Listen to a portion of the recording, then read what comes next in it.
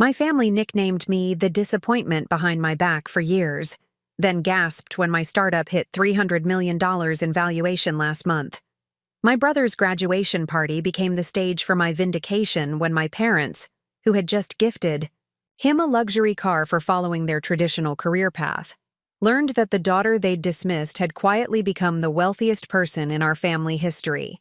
Before we jump back in, tell us where you're tuning in from, and if this story touches you, make sure you're subscribed, because tomorrow, I've saved something extra special for you.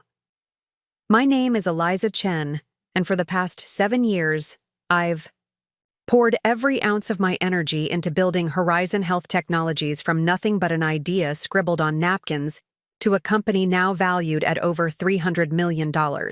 I started coding in my studio apartment's living room and survived on instant ramen while developing a telehealth platform that would eventually transform rural healthcare access across America. The journey to this point has been anything but glamorous or straightforward, with failures that nearly broke me and obstacles that seemed insurmountable at times. But this story isn't just about business success. It's about the painful reality of being the family disappointment for choosing my own path and how a single afternoon changed everything. I grew up in Oak Ridge, a prosperous suburb where success had clear definitions: prestigious university, professional degree, marriage to someone equally accomplished, and a house in the right neighborhood by 30. My parents, both distinguished academics, my father a tenured professor of economics and my mother a renowned neurologist, had specific expectations for their children. They weren't cruel or unloving. They simply believed they knew the correct route to a fulfilling life. My brother Nathan, 4 years younger than me, embraced their blueprint perfectly. He attended our father's alma mater, graduated summa cum laude in finance, and secured a position at a prestigious investment bank straight out of college. Each achievement earned beaming pride from our parents, highlighted in holiday letters and dinner conversations with their colleagues. I initially appeared to be following the same path. I earned a computer science degree from MIT and received multiple job offers from Silicon Valley giants. My parents hosted a dinner party to celebrate, inviting their academic friends to toast my promising future. But then, I declined every corporate offer. Instead of stability and prestige, I chose uncertainty and independence, announcing my plans to launch a healthcare technology startup based on ideas I'd developed during my senior project. "It's just a phase," my mother assured her friends at subsequent gatherings. "She'll come to her senses when the money runs out." The money did run out, repeatedly. The first 2 years were brutal. I lived in a studio apartment with water damage on the ceiling and worked 18-hour days developing my platform while taking freelance coding jobs to pay rent. My initial prototype failed spectacularly during its first demonstration for potential investors. 3 different venture capital firms rejected my revised business plan. Meanwhile, my parents' patience thinned with each update call. "Eliza, there's no shame in admitting this experiment didn't work," my father said during our monthly phone conversation after my second year of struggling. Tanaya Williams from my department has connections at Google. Her daughter started there last year and already has stock options and benefits. What they couldn't understand was that despite the hardships, I had never felt more alive. Every algorithm I wrote, every user interface I designed, every problem I solved brought me closer to creating something meaningful. A platform that could connect patients in underserved communities with specialists hundreds of miles away. The breakthrough came in my 3rd year when Dr. Kareem Patel, a respected healthcare innovator who had grown up in rural Nebraska, saw potential in what others had dismissed. His small investment fund provided $750,000 in seed funding, enough to hire 2 additional developers and move into a proper office space. More importantly, he introduced me to pilot program opportunities in 3 rural counties where physician shortages had reached crisis levels. For the next 2 years, I focused exclusively on growing these pilot implementations, sleeping on an air mattress in my office during busy stretches, missing family gatherings and holiday celebrations. My absence reinforced my parents' narrative that I had chosen an irresponsible path. When I did attend family events, the conversation inevitably turned to Nathan's promotions, his growing investment portfolio, or his relationship with Rebecca, the daughter of a hospital administrator who fit perfectly into my parents' social circle. I received an invitation to Nathan's graduation celebration. He had completed his MBA from Wharton with distinction. The event was scheduled at my parents' country club, a statement venue that signaled the importance they placed on his achievement. I almost declined, buried in preparations for our Series B funding round, but something told me I needed to be there. The day of the party arrived with perfect early summer weather. I pulled into the country club parking lot in my 7-year-old Corolla, its bumper still dented from a parking mishap the previous winter. After straightening my one presentable blazer and applying a hasty touch of lipstick, I walked into the private dining room where approximately 50 guests were already enjoying champagne and canapes. My mother spotted me first, her expression reflecting momentary surprise before composing herself. "Eliza, we weren't sure you'd make it." She air-kissed my cheeks, careful not to smudge her immaculate makeup. "You look tired. Have you been sleeping properly?" "Startup life," I said with a shrug. "Congratulations on Nathan's graduation. Is he here?" "Speaking with your father's department chair about opportunities in their economic research center," she replied, scanning the room. "You should circulate, dear. There are several people here who might have positions available if you're finally considering something more stable." I smiled tightly and moved toward the bar, ordering sparkling water while checking my phone. An email from our lead investor had arrived, requesting a call tomorrow regarding the final valuation figure before our funding announcement. I was so absorbed that I didn't notice Nathan approaching until he was beside me. "The prodigal sister returns," he said, clinking his champagne flute against my water glass. "Didn't think you'd tear yourself away from your computers." "I wouldn't." "Miss your big day?" I replied, giving him a genuine hug. Despite everything, Nathan and I had maintained a relationship, even if it had grown more distant. "Congratulations. Dad says you're fielding multiple offers." 3 so far, but I'm leaning toward Blackstone. The compensation package is insane. For someone my age. He lowered his voice. "Fair warning. Mom and Dad have a surprise for me they're announcing at dinner. They're very excited about it." Before I could respond, our father's distinctive voice called for attention. Guests gathered around as he stood with my mother beside a large covered object near the center of the room. "Thank you all for joining us to celebrate Nathan's exceptional achievement," he began, his academic persona in full display. "As many of you know, both Catherine and I believe in recognizing hard work, dedication, and prudent life choices." My mother nodded in agreement, her hand resting proudly on Nathan's shoulder. "Our son has exemplified everything we value: academic excellence, professional ambition, and responsible planning for the future." I shifted uncomfortably, feeling several glances in my direction. Their words carried an unsubtle comparison that everyone in their social circle understood. "Therefore," my father continued, "we are delighted to present Nathan with a token of our pride." He dramatically pulled away the covering to reveal a gleaming set of car keys mounted in an elaborate display case. A 2023 Audi S5 Sportback, the perfect vehicle for a young executive on his way up. Gasps and applause filled the room as Nathan expressed appropriate surprise and gratitude. I clapped along mechanically, genuinely happy for my brother, but acutely aware of the message being sent. No similar gesture had marked any of my life milestones. As dinner commenced, I found myself seated at a table with my parents' colleagues rather than at the family table. Professor Reynolds, my father's longtime research partner, settled beside me with a sympathetic smile. "Still pursuing that little internet project, Eliza?" he asked, clearly attempting kindness. telehealth platform, I corrected gently. And yes, we're actually closing our Series B funding round next week. How fascinating, he replied, clearly not understanding. Is there much money in that sort of thing? Your brother just mentioned his signing bonus is enough for a down payment on a condo in Rittenhouse Square.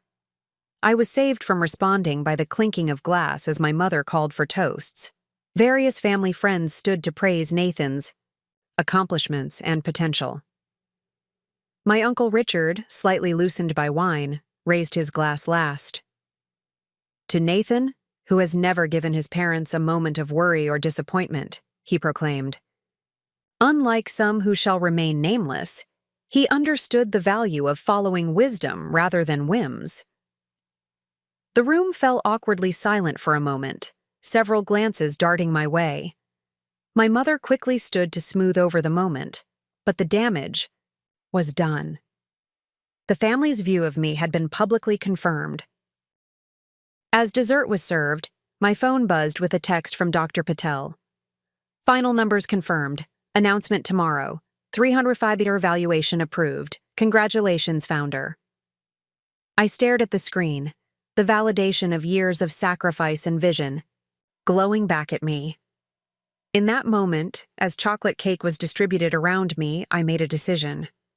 The contrast between my reality and my family's perception had become too stark to ignore. I stood, gently tapping my water glass with a spoon until conversations halted and faces turned toward me. I'd also like to offer a toast, I said, my voice steadier than I expected. To Nathan, my brilliant brother. I couldn't be prouder of your achievement. Nathan nodded appreciatively, though confusion crossed his face at my unexpected participation. And if you'll indulge me for just a moment, I continued, I'd like to share some news of my own, as tomorrow it becomes public information anyway. The room fell silent as all eyes turned to me. My parents exchanged concerned glances, clearly worried about what their unpredictable daughter might say at their carefully orchestrated event. My mother's smile remained fixed, but strain showed around her eyes. My father straightened his posture, preparing to intervene if necessary. As some of you know, I continued with measured confidence, I've spent the last 7 years building a telehealth platform called Horizon Health Technologies. We connect patients in rural and underserved communities with medical specialists they would otherwise never access. What began as a simple idea has grown into something far more significant than I initially imagined. Preparing and narrating. This story took us a lot of time, so if you are enjoying it, subscribe to our channel. It means a lot to us. Now back to the story. I paused, noticing the politeness in most faces, the kind reserved for entertaining a child's fanciful stories. Only Nathan seemed genuinely interested, leaning forward slightly. Tomorrow morning, we'll be announcing the completion of our Series B funding round. I've just received confirmation that our company valuation has been finalized at $305 million. The silence shifted from polite attention to stunned disbelief. My father's champagne glass froze halfway to his lips.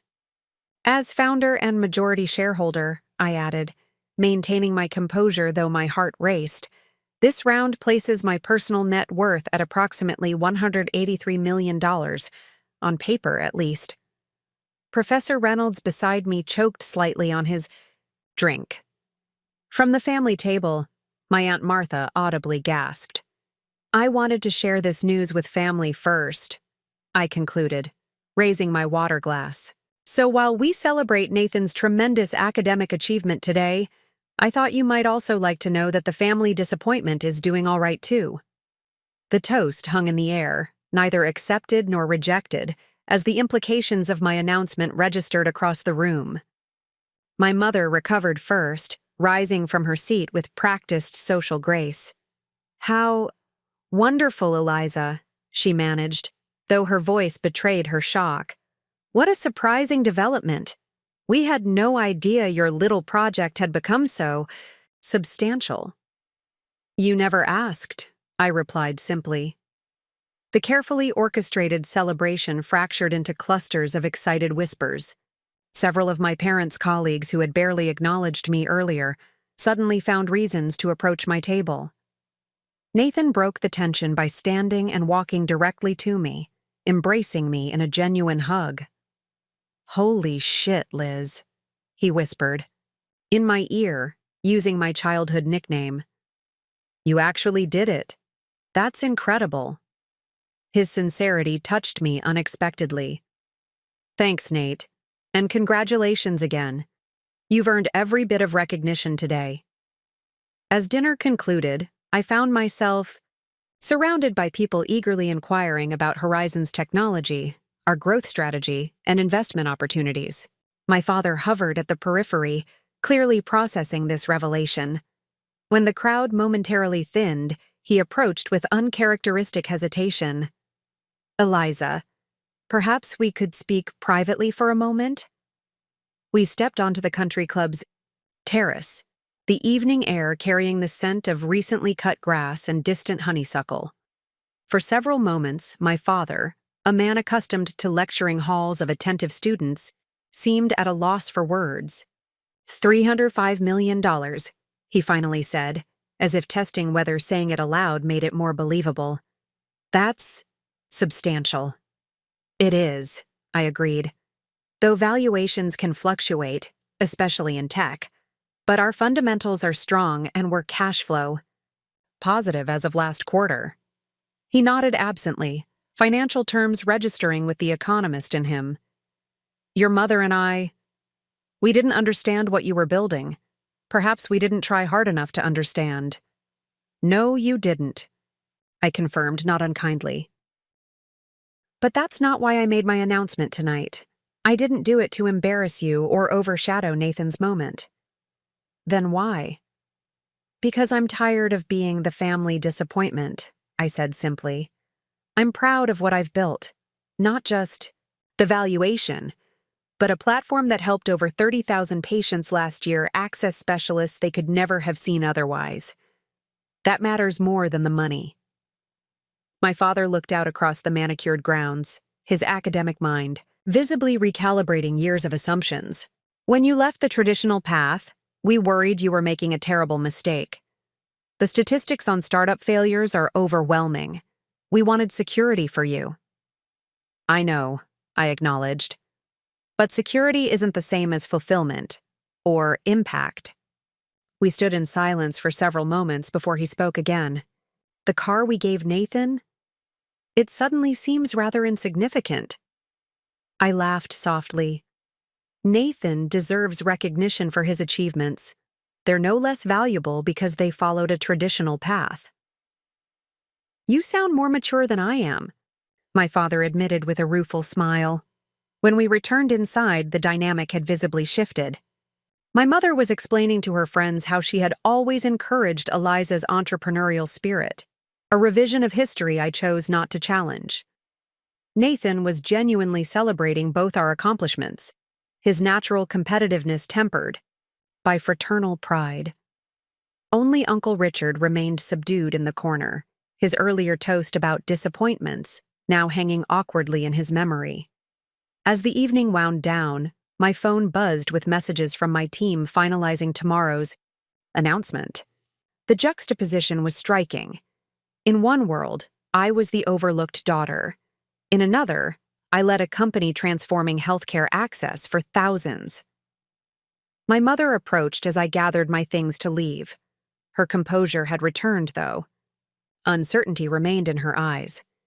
"You should have told us about the company's success," she said, somewhere between accusation and regret.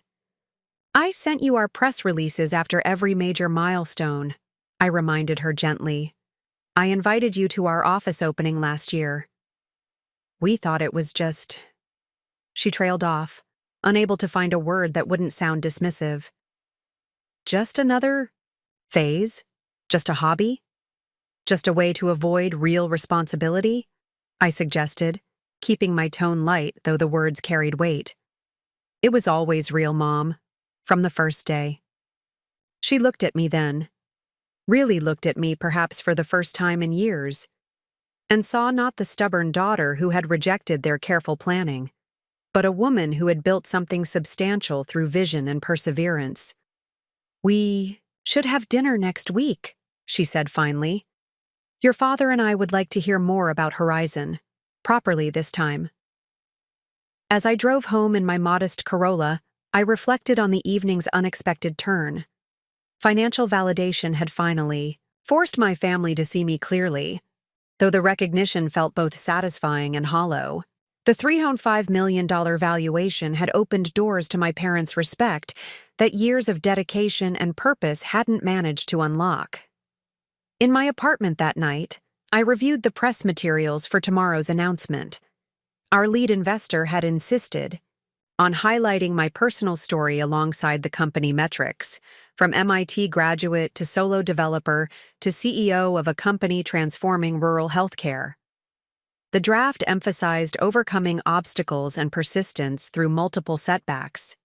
What it didn't mention were the deeper challenges: building without family support, persevering when the people who should believe in you most predict your failure, maintaining conviction when familiar voices suggest surrender. Those aspects remained between the lines, invisible to readers, but fundamental to the journey. My phone rang just as I was preparing for bed, Nathan calling from his celebration after-party. "I wanted to say I'm sorry," he said without preamble. "For what?" "You've never been anything but supportive," I replied truthfully. While our parents had questioned my choices, Nathan had remained a friendly if distant cheerleader. "For benefiting from their favoritism without challenging it," he clarified. "I knew how they compared us, how they dismissed what you were building. I should have said something."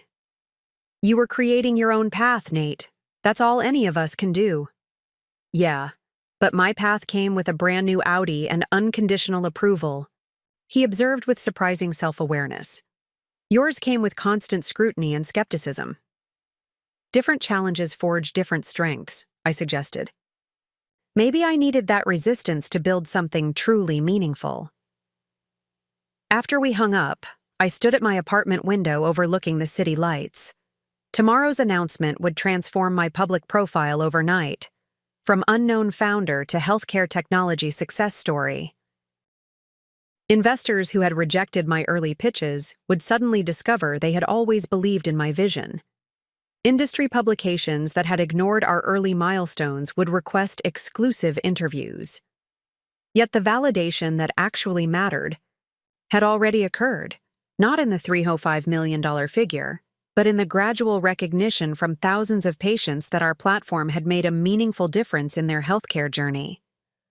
Each message from a mother who didn't have to drive her child 4 hours to see a specialist, each note from a rural doctor who could now consult with urban medical centers, these were the true measures of success. The family disappointment label had stung for years, but I realized now it had also been a gift. Being underestimated had freed me from the burden of others' expectations, allowing me to define achievement on my own terms. Without the safety net of automatic family approval, I had been forced to find deeper motivation, creating impact rather than seeking validation. Tomorrow would bring its own challenges. Rapid growth carried new responsibilities. Increased visibility would attract both opportunities and scrutiny. But I would face these challenges standing firmly on the foundation I had built myself, brick by solitary brick, when no one else believed it possible. I made one final revision to the press release before sending it to our communications team, adding a sentence I hadn't considered important until tonight's revelation. Horizon Health Technologies began with a simple premise that being underestimated might be the greatest advantage an innovator can have. The morning after Nathan's party brought a transformation I had intellectually anticipated but wasn't emotionally prepared for. At 9 a.m. sharp, our PR team released the funding announcement across all major business channels. By 9:07, my phone began an uninterrupted symphony of notifications that would continue for days. I sat in Horizon's conference room watching our company name scroll across the ticker on CNBC. Our lead investor, Vantage Capital Partners, had coordinated with several financial outlets to ensure the announcement received appropriate attention. Healthcare technology was a hot sector. Rural healthcare access was a compelling narrative, and a female founder success story provided the perfect angle for maximum coverage. "We're fielding interview requests from Bloomberg, Forbes, and TechCrunch," said Madison, our newly hired communications director. "The Wall Street Journal wants to feature you in their Founders to Watch segment next week. Oh, and your alma mater called. MIT wants to include you in their entrepreneurship speaker series next fall." I nodded, trying to process the sudden shift. Yesterday, I had walked into my brother's celebration as the family's cautionary tale. Today, I was being hailed as a visionary entrepreneur. The contrast was dizzying. "What about patient impact metrics?" I asked, redirecting focus to what mattered most. "Are those being highlighted in the coverage?" "Absolutely," Madison confirmed. "We've emphasized the 30,000 rural patients served last year, the 17 critical specialties now accessible in healthcare deserts, and the average reduction in travel time from 4 hours to 0. That's the heart of the story we're telling." "Good," I said, relieved that the valuation hadn't completely overshadowed our mission. That's what this has always been about. My phone buzzed with a text from Nathan. "Just saw the WSJ alert. You're trending on Twitter. How does it feel to be famous, sis?" Before I could respond, Dr. Patel arrived for our previously scheduled strategy meeting. As the first investor who had truly believed in Horizon, he maintained a special advisory role even as larger institutional investors had joined our subsequent rounds. "Congratulations, Eliza," he said warmly, embracing me with paternal pride. "You've proven every doubter wrong, including several on my own investment committee who questioned my initial funding decision." "We still have so much to accomplish," I reminded him, uncomfortable with focusing too much on the valuation milestone. 17 specialties isn't nearly enough, and we've barely scratched the surface on mental health services. Dr. Patel smiled knowingly. "Always looking forward. That's what makes you exceptional. But take a moment to acknowledge how far you've come. From a single developer working in a leaky apartment to a healthcare innovator changing thousands of lives. That journey deserves recognition." Madison discreetly signaled from the doorway. "Excuse me, but your parents are here. They don't have an appointment, but they're asking to see you." The surprise must have registered on my face because Dr. Patel immediately offered to reschedule our meeting. "Family comes first today. We'll talk strategy tomorrow." I found my parents waiting awkwardly in our reception area, looking out of place among the sleek modernist furniture and vibrant wall displays showing real-time statistics from our platform. My mother clutched her designer handbag like a shield. My father stood examining our mission statement mounted prominently on the wall. "Connecting every patient to the care they deserve, regardless of geography." "Mom, Dad," I greeted them, professional mask firmly in place. "This is unexpected." "We saw the announcement this morning," my father said, academic precision evident in his tone. "The Wall Street Journal, CNBC, even NPR mentioned your company. We thought, perhaps we should see this operation firsthand." "We brought lunch," my mother added, holding up a bag from an upscale deli. "If you have time, of course. We realize you must be incredibly busy today." The hesitation in her voice, so unlike her usual confident assertions, reflected the seismic shift in our family dynamic. For the first time in my adult life, my parents were approaching me with uncertainty rather than directives or disappointment. "I have meetings most of the day," I said truthfully, "but I can spare 30 minutes. Let me show you around first." Leading my parents through Horizon's headquarters became an unexpectedly powerful experience.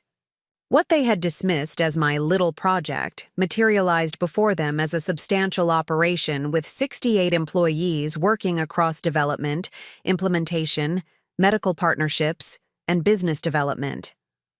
"All these people work for you?" my mother asked, watching developers collaborating at a whiteboard covered in complex workflow diagrams. "With me," I corrected gently. We've built a collaborative culture. In the implementation center, specialists were conducting virtual training for rural healthcare providers in Montana, teaching them how to use our platform to connect patients with cardiologists 400 miles away. My father watched silently, his economist's mind visibly calculating the impact. Each of these connections represents a patient who would otherwise face a 7-hour round-trip drive for a 20-minute consultation, I explained. For elderly patients or families with children, that often meant simply going without specialist care. The societal implications are significant, my father observed, academic interest engaged. The productivity gains alone from reduced travel time must be substantial. That's measurable, I acknowledged, but there's something more important that doesn't fit neatly into economic models. The patients who receive care they would otherwise skip entirely. The early interventions that prevent later emergencies. The peace of mind for rural families knowing expertise is accessible when needed.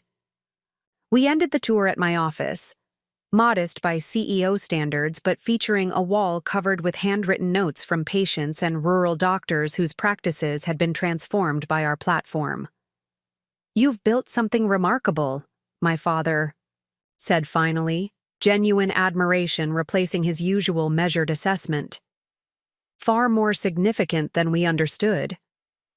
"We've read every article this morning," my mother added. "The business publications focus on the valuation, of course, but the healthcare journals emphasize the impact metrics. 17 specialties now available in communities that previously had none. That's extraordinary." We settled in the small seating area with our lunch, an unfamiliar awkwardness between us. For years, our relationship had operated on clear, hierarchical lines. They advised, I either complied or disappointed. Now those familiar dynamics had dissolved, leaving uncertainty in their place. "I imagine you're wondering why we're really here," my father said eventually, setting aside, his sandwich half-eaten. "I assumed the media coverage made you curious about what I actually do," I replied. "Partially," he acknowledged. "But more importantly, we owe you an apology. A significant one." My mother nodded, uncharacteristic emotion evident in her expression. "We've spent years measuring your choices against our narrow definition of success. We saw deviation from our prescribed path as failure rather than courage." "We were wrong," my father stated plainly. "Not just about your business acumen, which today's valuation makes indisputable, but about something more fundamental. Your vision for meaningful work. You saw possibilities we couldn't imagine because they didn't fit our limited paradigm." Their words touched something deep within me. Not because I needed their validation professionally, but because their recognition of my purpose, rather than just my financial success, represented a more profound understanding than I had expected. "I didn't build Horizon to prove you wrong," I said carefully. "I built it because rural healthcare access is a solvable problem with technology as the bridge. Growing up with 2 medical professionals in the family, I saw healthcare as a fundamental right, not a privilege based on geography."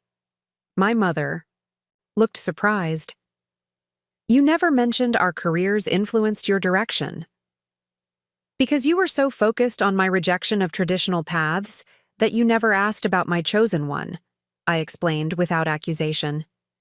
"The countless conversations about your patients shaped my understanding of healthcare's importance long before I wrote my first line of code." A knock at the door signaled Madison's return. "Sorry to interrupt, but the governor's office is on line 1. They're interested in discussing a statewide rural initiative using our platform." "Tell them I'll call back in 10 minutes, I responded, turning back to my parents. I should probably wrap this up. "The governor," my father repeated, a mixture of pride and disbelief coloring his tone. "Eliza, we've been so wrong for so long. Can you forgive our failure to see what you were building?" The question hung between us, weighted with years of dismissal and disappointment. In that moment, I realized that true success had given me something unexpected, Not just vindication, but the freedom to release old wounds rather than carrying them forward. "There's nothing to forgive," I said sincerely. "You wanted security and stability for me based on what you understood. I needed to build something meaningful based on what I saw was possible." We were operating from different maps of the same territory. "Still, we should have supported your vision even if we didn't fully understand it," my mother insisted. "Perhaps," I acknowledged. "But would I have built something this significant without the determination to prove myself? Sometimes the resistance we face becomes the very force that propels us forward." As they prepared to leave, my father paused at the wall of patient thank you notes. "You measure success differently than we taught you," he observed. "By lives improved rather than accolades accumulated." "I learned that from you both, actually," I replied, surprising them.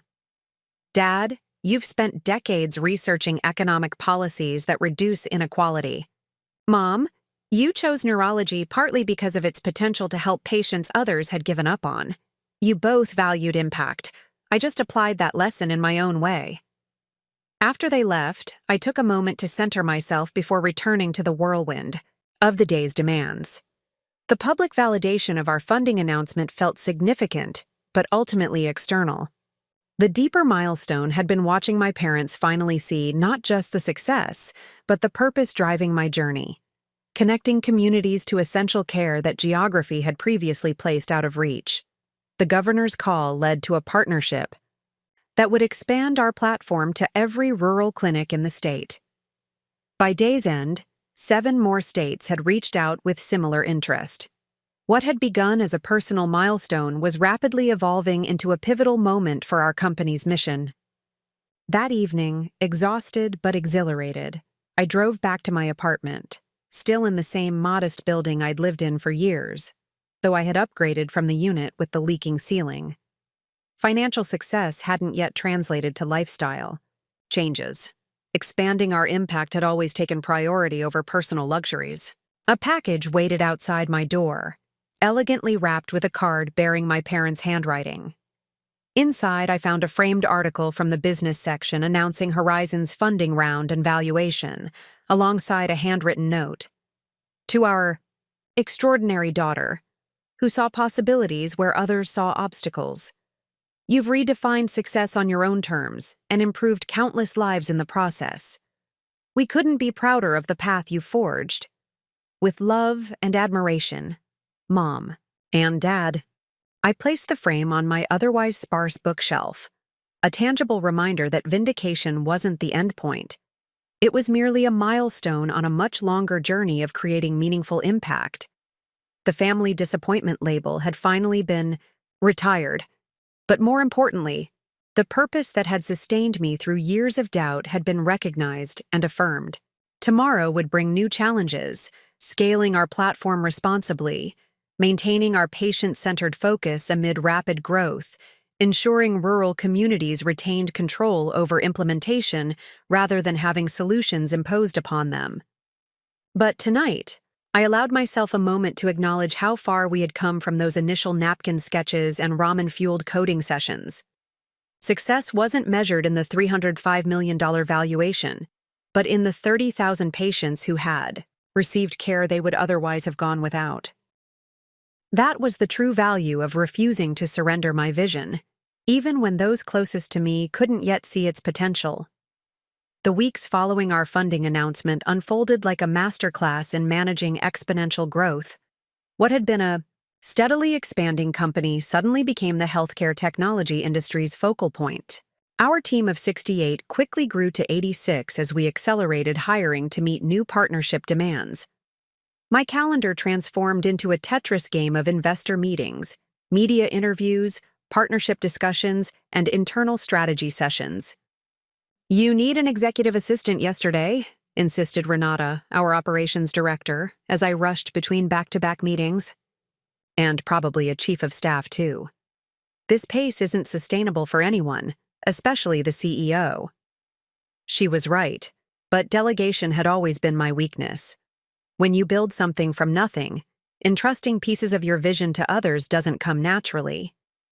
Yet the scope of opportunities now demanded structural changes I could no longer postpone. One Tuesday morning, I arrived at the office to find Dr. Patel waiting with Madison. Their expressions telegraphed news beyond routine updates. The White House called, Madison announced without preamble. The administration is launching a rural healthcare initiative and wants Horizon as a cornerstone technology partner. They're requesting you present at their healthcare summit next month. 15 minutes to explain our platform to the president and cabinet members. I sat down, momentarily speechless. 7 years earlier, I had been coding alone in an apartment with water damage, fueled by ramen and determination. Now the highest office in the country wanted our solution as part of national healthcare policy. There's more, Dr. Patel added. Senator Abernathy's office reached out separately. She chairs the Healthcare Access Committee and wants to discuss legislation that would make telehealth platforms like ours reimbursable under Medicare and Medicaid nationwide. The implications were staggering. Medicare reimbursement would transform access for millions of rural seniors, our highest need demographic, but often our most underserved due to funding constraints. What began as my personal mission could potentially become national infrastructure. These opportunities require your full focus, Dr. Patel continued. The board believes it's time to consider a more robust executive structure. You need strategic support at the highest level. I understood his meaning immediately. Many founder CEOs eventually step aside or take different roles as their startups scale, bringing in experienced executives to manage growth phases. Was he suggesting that moment had arrived for me? I'm not stepping away from Horizon, I stated firmly, a hint of defensiveness in my tone. No one's suggesting that, Dr. Patel assured me. But you've been operating as both visionary and operator since inception.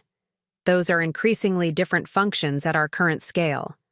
What if you focused on vision, partnerships, and product direction while we brought in operational leadership to manage execution?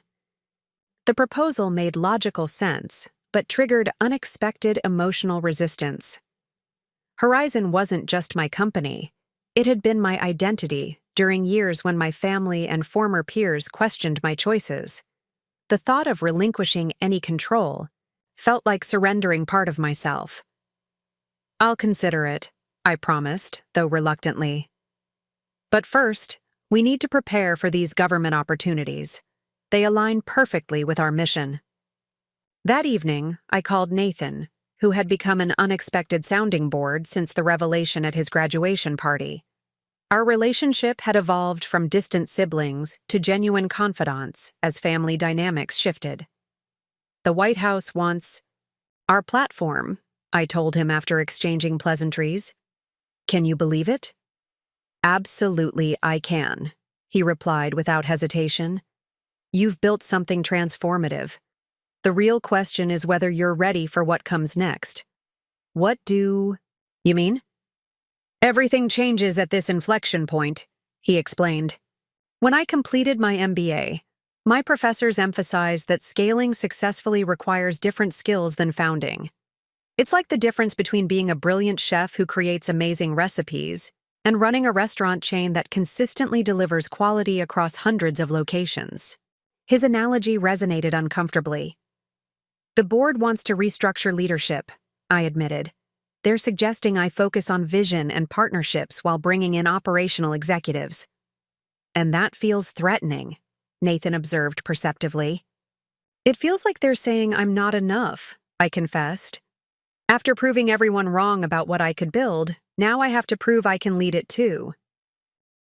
Or, Nathan suggested gently, you could recognize that successfully scaling requires acknowledging what you do brilliantly and where others might complement your strengths.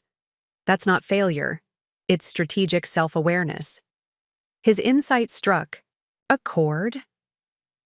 Was I resisting organizational evolution because of lingering insecurities from years of being underestimated? Was proving myself still driving decisions that should be focused solely on Horizon's mission? The next morning, I arrived early and walked through our office before anyone else arrived. Each department represented a piece of the organism that had grown from my initial vision. Development teams creating features I could no longer code myself. Implementation specialists deploying solutions in communities I hadn't personally visited. Partnership managers cultivating relationships with healthcare systems I hadn't directly contacted. Horizon had already evolved beyond my individual capabilities. I had been telling myself I was maintaining necessary control, but perhaps I was actually constraining our potential by insisting on involvement across functions that had outgrown my direct management. I called an emergency board meeting that afternoon and proposed a restructuring more comprehensive than even Dr. Patel had suggested, creating a president-COO position to oversee day-to-day operations while I remained CEO focused on vision, product direction, key partnerships, and public advocacy. This isn't about stepping back, I explained to the surprised board members. It's about strategic focus. Rural healthcare access has reached a national inflection point. We have an unprecedented opportunity to shape policy, standards, and implementation models.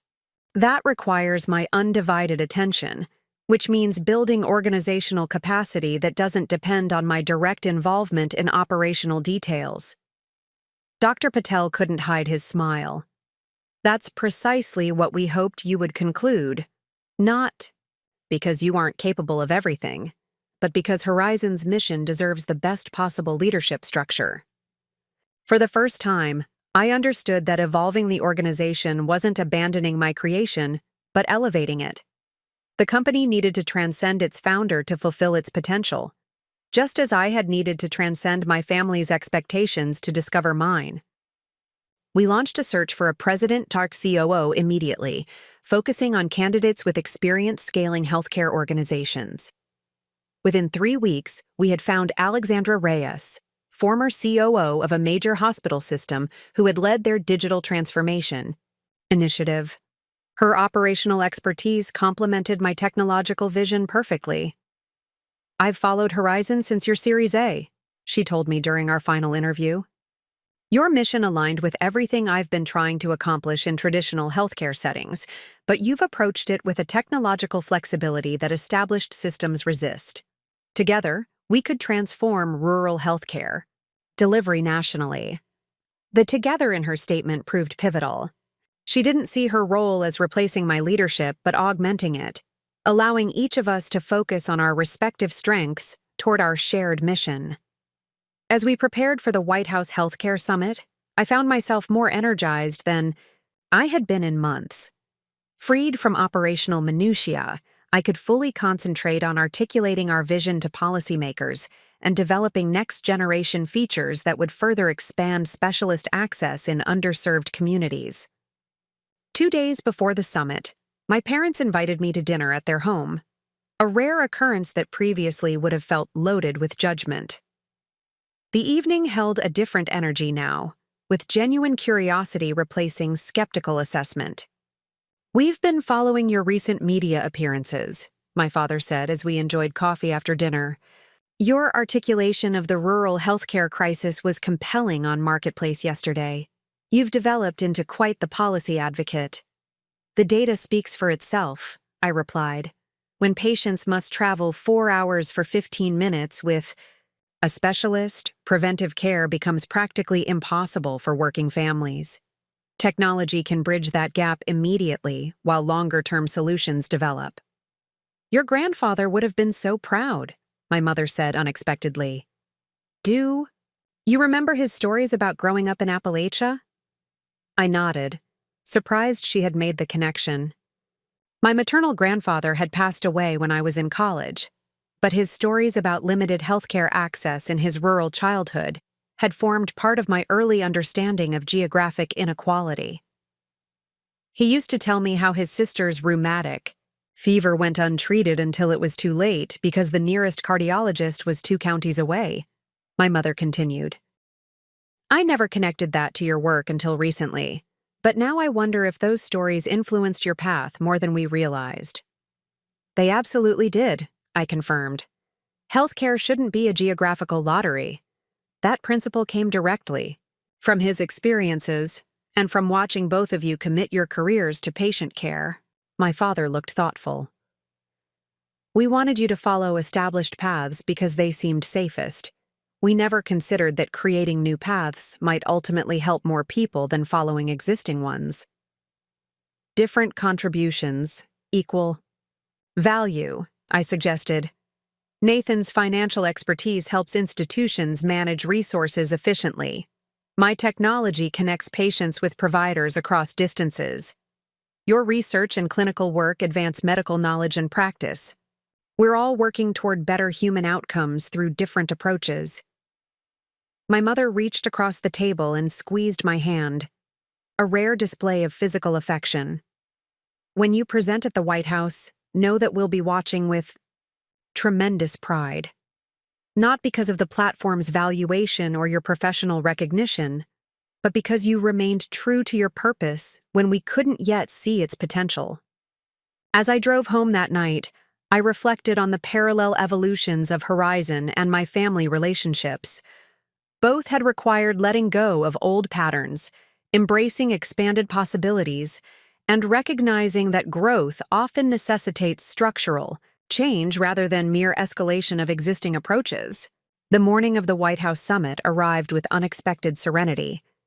Alexandra had seamlessly assumed operational leadership, allowing me to focus entirely on preparing our presentation.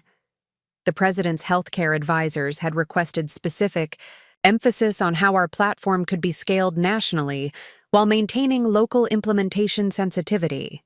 As I waited in the briefing room where cabinet secretaries and healthcare leaders had gathered, I felt a moment of profound clarity. Success had never been about proving my family wrong or achieving a specific valuation. It had been about creating infrastructure that connected patients with care regardless of geography. A mission that had sustained me through years of doubt, technical challenges, and limited resources.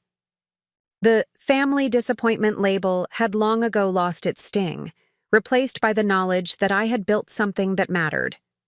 Not because someone finally recognized its value, but because its value had been real all along, in every rural high.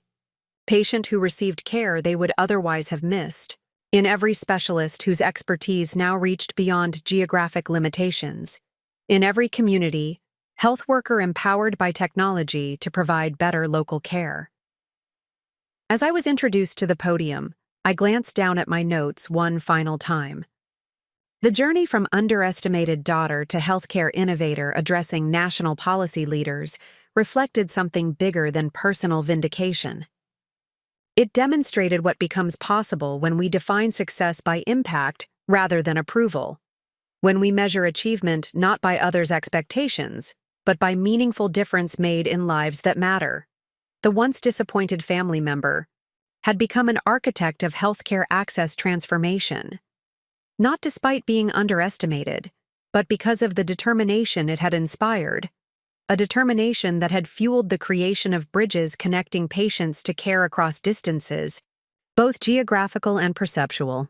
Some journeys begin with rejection precisely because they're meant to create paths where none existed before. In that creation lies not just personal fulfillment, but the possibility of systemic change that serves many beyond ourselves. The White House Healthcare Summit proved more transformative than I could have anticipated.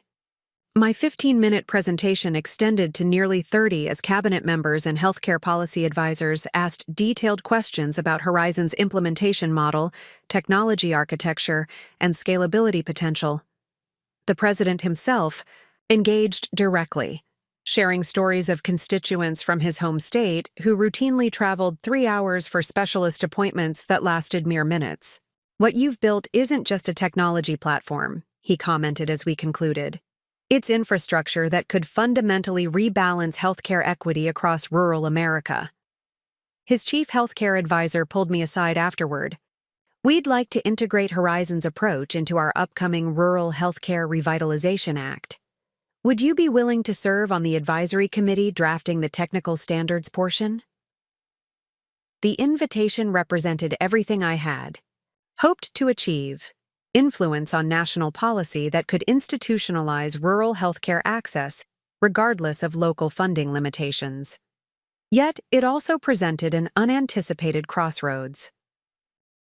Serving effectively would require significant time in Washington, further dividing my attention during Horizon's critical growth phase. As I flew home that evening, I drafted an implementation structure that would allow me to contribute meaningfully to the legislation while maintaining my essential functions at Horizon. Alexandra had proven herself extraordinarily capable during her first month as president-COO, but governance, investor relations, and strategic partnerships still required my direct involvement. I was reviewing these notes when a news alert appeared on my phone. Landmark healthcare study links telehealth access to 23% reduction in preventable hospitalizations among rural patients. The research had followed implementation of telehealth platforms, including Horizon, across 7 states, documenting outcomes over 3 years. Scrolling through the findings, I felt simultaneous validation and urgency. The data confirmed what we had believed intuitively. Early specialist intervention prevented costly emergencies. But it also revealed a troubling disparity. Counties with stable internet infrastructure showed significantly better outcomes than those with connectivity challenges. This technological divide threatened to create new inequities within the very populations we aim to serve. The most remote communities, those with the greatest healthcare access challenges, often had the least reliable connectivity. Our platform might inadvertently be widening the gap between connected rural communities and truly isolated ones. When I shared these concerns with our leadership team the next morning, reactions varied significantly. Our technical department suggested engineering solutions to optimize performance on unstable connections. The business development team recommended focusing on well-connected communities first to build sustainable revenue while developing connectivity partnerships for underserved areas over time. Both approaches make sense, I acknowledged, but neither addresses the fundamental problem. If we're serious about our mission, we need to ensure all rural communities can access these services, not just those with existing infrastructure advantages. Alexandra leaned forward, her operational mind already formulating possibilities. What if we created a parallel implementation track specifically for connectivity-challenged communities? Different technical requirements, perhaps more asynchronous, features, maybe even dedicated funding sources? That would double our development requirements, noted our CTO, looking concerned, and potentially create parallel products that could diverge over time, added our product manager. But it would align with our core mission, Dr. Patel observed quietly. Equal access regardless of geography, including technological geography. The discussion evolved into a deeper consideration of what Horizon truly represented. Were we primarily a technology company that happened to focus on healthcare access? Or were we fundamentally a healthcare access organization that utilized technology as our primary tool? The distinction might seem semantic, but it carried profound implications for our strategic decisions. The conversation continued into lunch, and beyond, becoming the most significant philosophical exploration of our company's identity since its founding. By day's end, we had reached consensus around a principle that would guide our next phase. Technology should adapt to community needs, not communities to technology limitations. This commitment led to the creation of Horizon Access, a parallel initiative focused specifically on healthcare connectivity solutions for technically underserved communities. Rather than a separate product, it represented an integrated approach ensuring our core platform would work effectively across varying infrastructure environments. The financial implications were substantial. This expanded mission would require additional investment in both technology development and field implementation. Our CFO estimated an extra $12 million in costs over the next 18 months before potential revenue from these communities could offset expenses. When we presented this direction to our board, reactions were mixed. Several members expressed concerns about diverting resources from our proven growth model.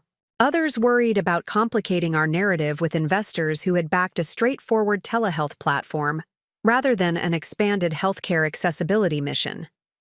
"This feels like mission drift," stated one investor bluntly. "You've identified a product-market fit with connected rural communities. Why complicate that with significantly higher cost deployment models before fully capturing the established market?" His perspective wasn't unreasonable from a strictly financial standpoint. The business case for sequencing our growth, starting with technically prepared communities before expanding to infrastructure-challenged areas, made perfect analytical sense. Yet something about that approach felt fundamentally inconsistent with why I had created Horizon in the first place. I hadn't set out to build a successful business that happened to improve healthcare access. I had intended to solve a healthcare access problem through a sustainable business model. If we prioritize communities based on their existing technological advantages, I responded carefully, we're replicating the very inequities our platform was designed to address. The patients in disconnected communities aren't less deserving of specialist care. They're often more vulnerable precisely because of these infrastructure limitations. Dr. Patel supported my position. We didn't invest in Horizon because it represented the easiest path to returns. We invested because it promised meaningful healthcare transformation. This expansion represents fidelity to that original vision, not deviation from it. After extensive discussion, the board approved the Horizon Access Initiative with specific benchmarks and guardrails. We would develop the technical capabilities and deployment models for connectivity-challenged communities while continuing to expand in areas where implementation was more straightforward. The dual approach would require careful balancing, but maintained integrity with our fundamental purpose. This decision marked another pivotal evolution in my leadership journey. 7 years earlier, I had defended my vision against family members who couldn't understand its potential. Now, I was defending its integrity against legitimate business considerations raised by supporters who had validated its value.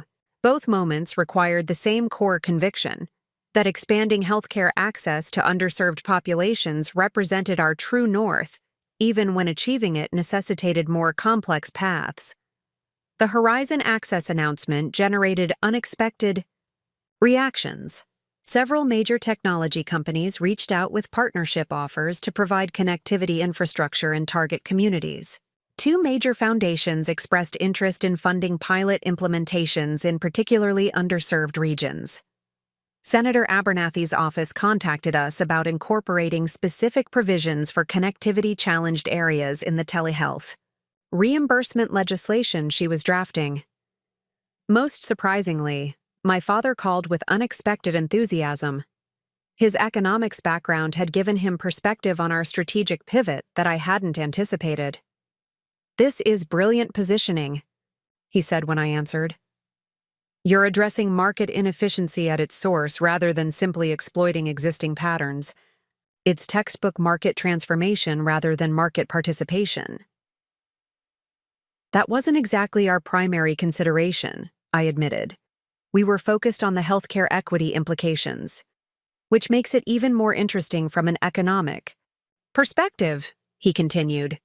"You're demonstrating that purpose-driven strategies can identify market opportunities that profit maximization approaches might overlook. I'm using your case study in my graduate seminar next semester." The conversation reflected how completely our relationship had transformed. My father now viewed my work not just as successful by conventional metrics, but as intellectually significant within his own field. The disappointment label had been replaced by genuine professional respect, a shift more meaningful than mere personal reconciliation. This evolution extended to broader family dynamics as well.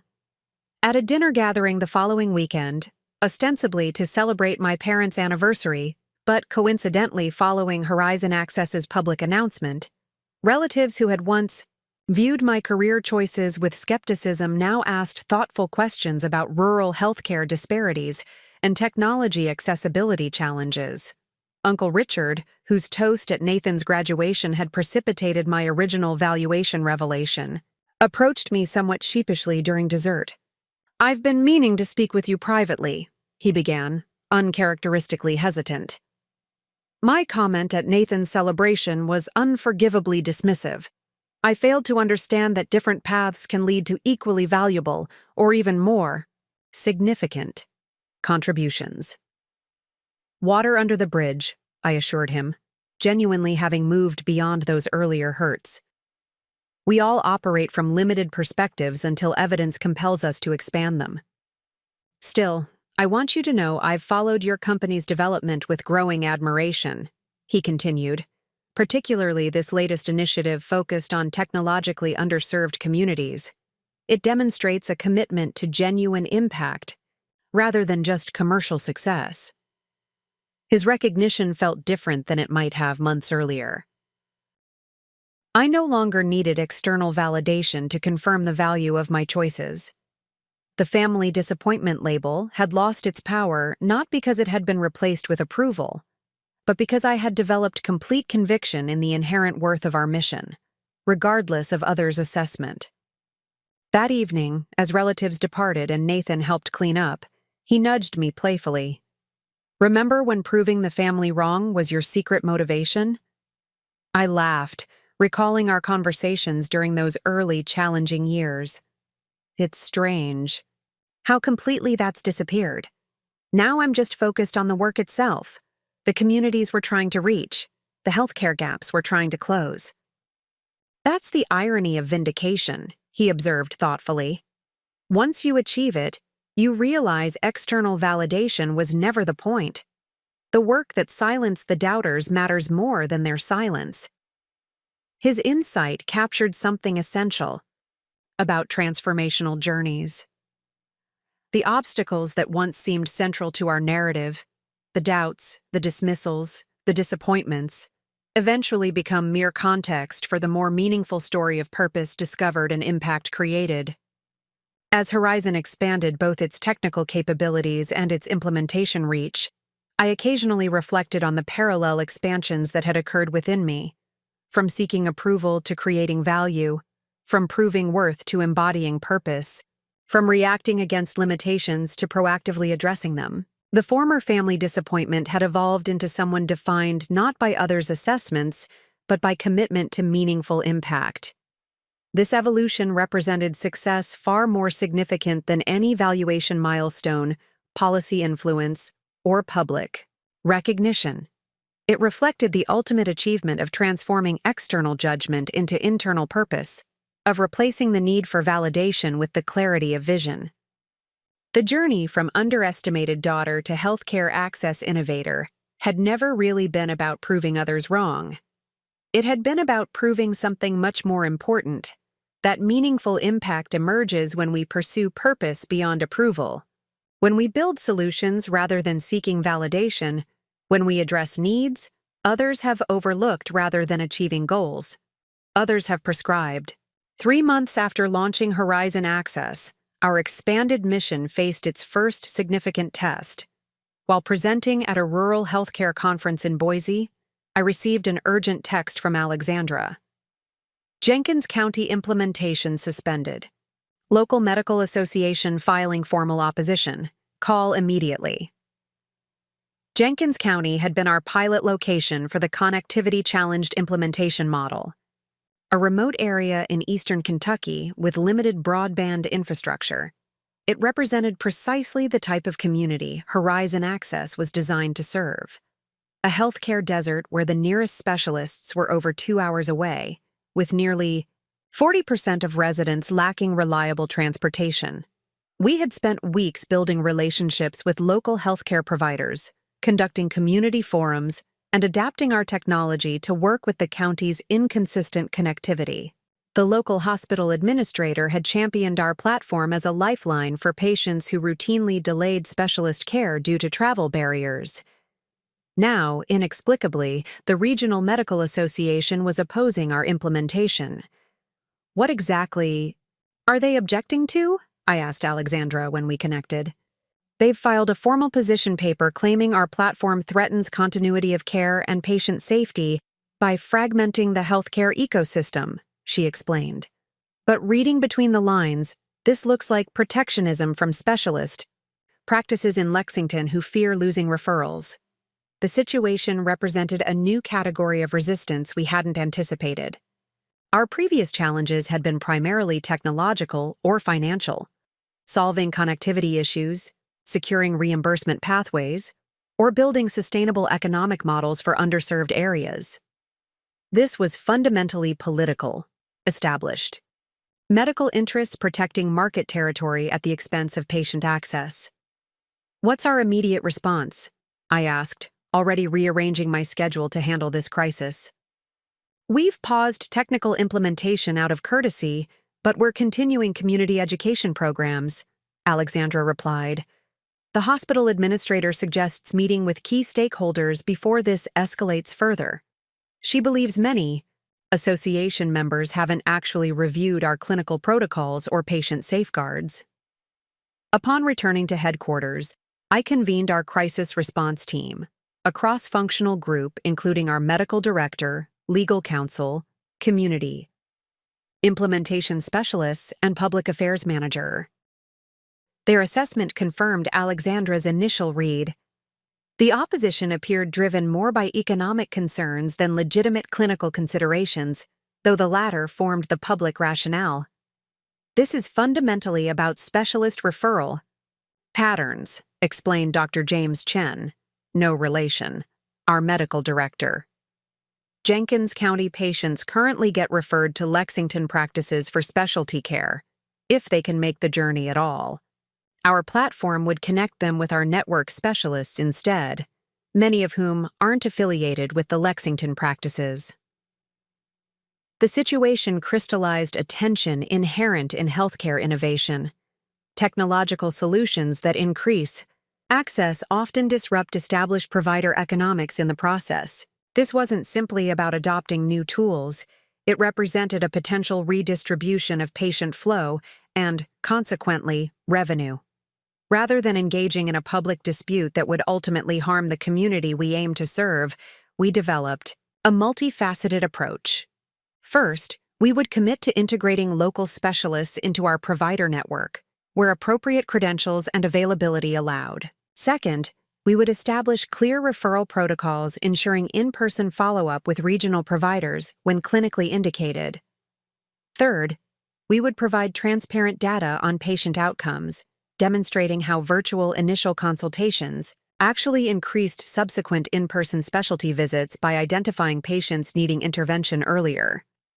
I personally traveled to Jenkins County with Dr. Chen to meet with the Medical Association leadership. The hospital administrator arranged for us to present during their monthly meeting, a tense gathering where skepticism was palpable from the moment we entered. We appreciate the opportunity to address your concerns directly, I began, carefully avoiding any defensive tone. Your position paper raised important considerations about care continuity and patient safety that deserve serious discussion. Rather than immediately countering their arguments, we first acknowledged legitimate concerns inherent in any care model transition. We shared data from our implementations in similar communities, demonstrating how telehealth access had increased overall specialty utilization rather than diverting it, creating an expanded patient pool by capturing previously unmet needs. Dr. Chen presented our clinical protocols, emphasizing the safeguards we had developed specifically for rural implementations, including mandatory care coordination with local primary providers and systematic follow-up procedures. He highlighted situations where our platform had identified urgent cases requiring immediate in-person intervention, cases that might otherwise have remained undetected until reaching crisis stage. The atmosphere gradually shifted from hostile to cautiously engaged.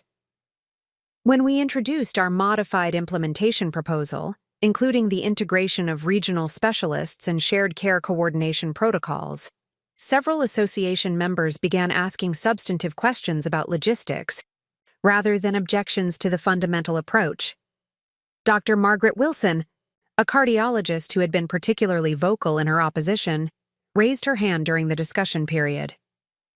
Your outcomes data is admittedly impressive, she acknowledged.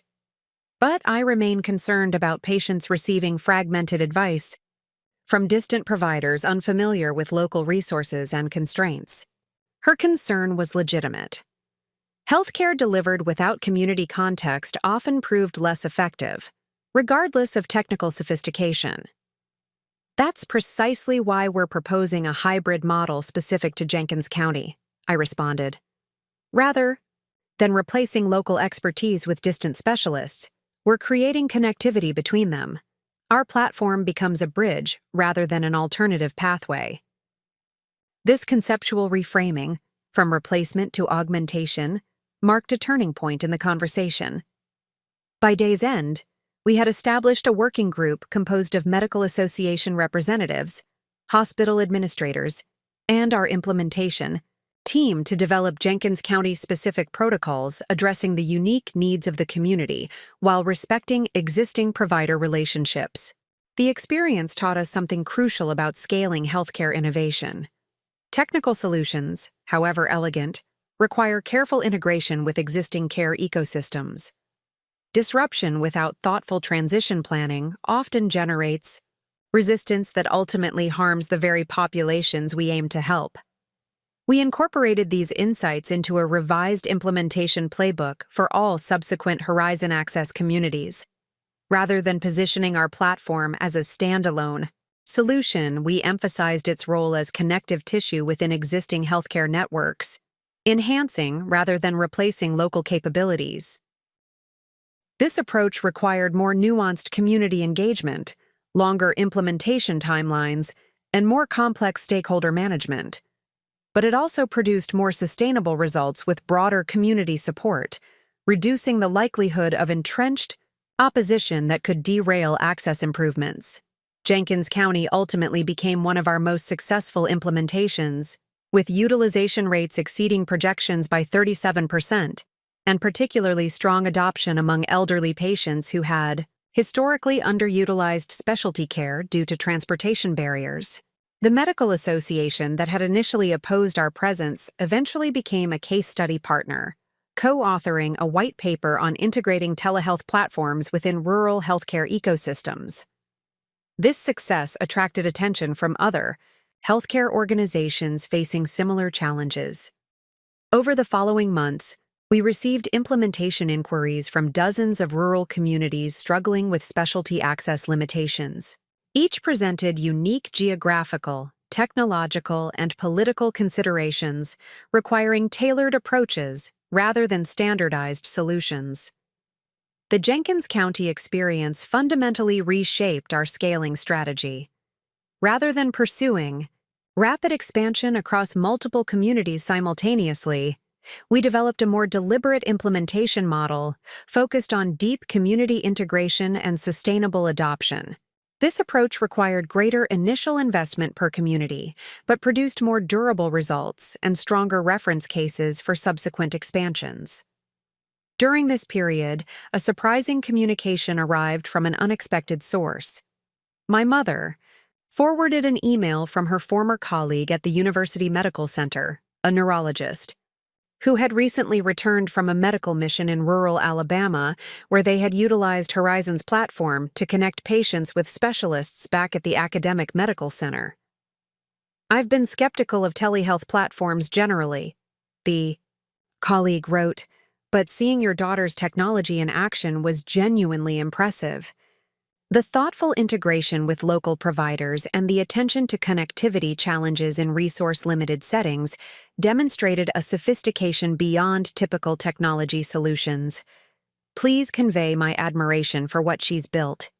My mother's accompanying note read simply, I never properly appreciated the depth of what you were creating. Watching colleagues discover its value has been illuminating and humbling. This acknowledgement, professional validation transmitted through personal channels, carried unique significance. My parents had transitioned from dismissing my unconventional career choice to recognizing its legitimate contribution to their own professional field. The family disappointment had become a healthcare innovator referenced by their peers. Yet the most meaningful validation came not from professional recognition, but from patient impact stories that regularly reached our implementation teams. A 73-year-old Jenkins County resident who received a virtual cardiology consultation that identified a serious valve condition requiring intervention. A young mother whose mysterious neurological symptoms had gone undiagnosed for years until a specialist connection through our platform identified a rare but treatable condition. A rural primary care physician who described our platform as ending my professional isolation by connecting her with specialist colleagues for complex cases. These stories reinforced our commitment to addressing healthcare's most challenging access gaps rather than focusing on easier implementation environments.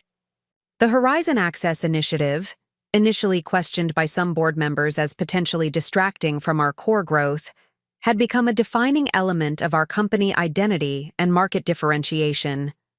This evolution was reflected in unexpected ways throughout the organization. Recruitment patterns shifted as we attracted talent specifically drawn to solving complex healthcare delivery challenges rather than merely building sophisticated technology. Engineering teams reorganized around community-specific implementation requirements rather than platform-wide feature development. Our company culture increasingly reflected a healthcare improvement ethos rather than traditional technology startup values. The transformation wasn't without growing pains. Some early employees who had joined a promising telehealth startup found themselves uncomfortable in an organization increasingly focused on complex healthcare system change. Several departed for more conventional technology companies where success metrics were more straightforward and growth trajectories more predictable. Alexandra provided invaluable leadership during this transition, helping teams navigate the evolving organizational identity while maintaining operational excellence. Her healthcare background proved particularly valuable as we deepened our integration with clinical workflows and provider networks. What you're experiencing is actually quite common in mission-driven organizations that achieve initial success, she observed during one of our weekly strategy sessions. The tension between scaling what works and evolving to address deeper systemic challenges creates natural organizational stress. The key is maintaining clear purpose alignment while adapting implementation approaches. Her insight highlighted something essential about transformational leadership: the need to simultaneously honor founding vision while embracing evolution in how that vision manifests. Horizon remained fundamentally committed to expanding healthcare access regardless of geography, but our understanding of what that required had grown more sophisticated through direct engagement with implementation realities. This balance between consistency of purpose and evolution of approach became our guiding principle as we navigated the complex landscape of rural healthcare transformation. We weren't simply deploying technology, we were helping reshape care delivery systems in communities with deeply entrenched access limitations.